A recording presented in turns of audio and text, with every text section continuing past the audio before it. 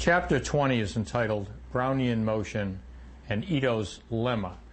This will be the mathematical framework for the continuous time models that I've been alluding to in prior modules, and that whereby we get a model for stock prices which in some respects is a limit of the distribution of prices one gets with the binomial lattices that we've been working on in prior chapters.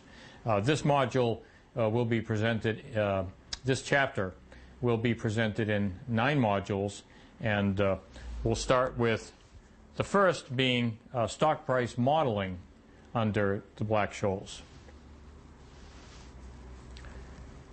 As we've seen before, stock and other asset prices are commonly modeled to follow a stochastic process, which is called geometric Brownian motion. Those words will be clearer in a couple of slides. But the notion of geometric Brownian motion is a popular model for a variety of reasons that will emerge in time.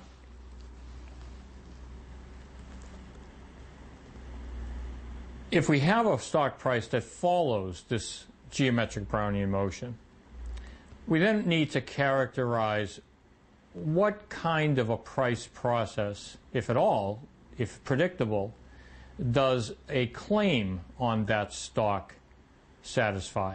So if one has a model of how stock price move, and then you define the price of a call option on that stock, is there some predictable way of identifying what process or what are the characteristics of the prices that emerge in that model?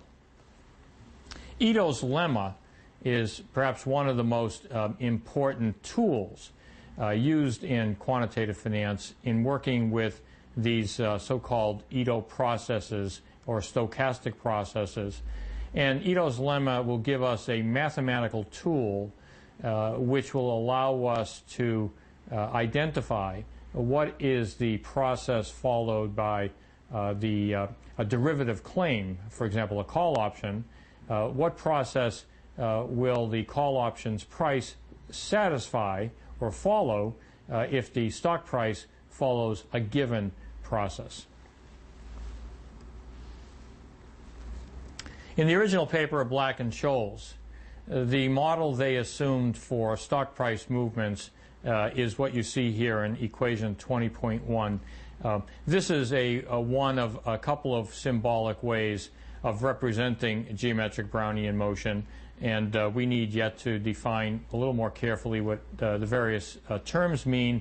Another common way of expressing this same equation is that ds is alpha is a constant times s of t dt plus sigma, another constant, s of t dz t.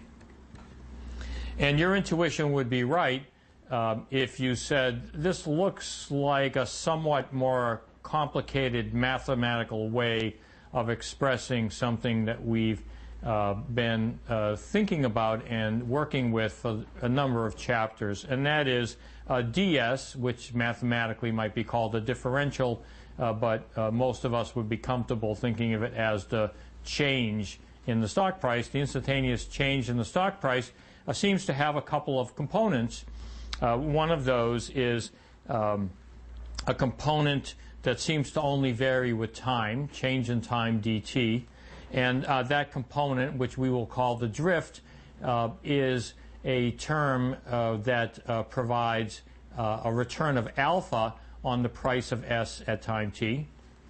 And then we have a second term, and the notation z of t is suggestive of a normal distribution, and one guesses that, in fact, this is the term that provides the riskiness or the variability in the change in the stock price. Then you have a drift term here, and then here you have a variability term. dz will turn out to be related to the normal distribution and provide a normal distribution like variability in stock price, and you have a standard deviation or a volatility of sigma which is proportional to the stock price. So without even knowing too much detail about what all these symbols mean, one imagines that this is a very formal and concise way of expressing something, a model that we've in fact been working with in various forms right along the way.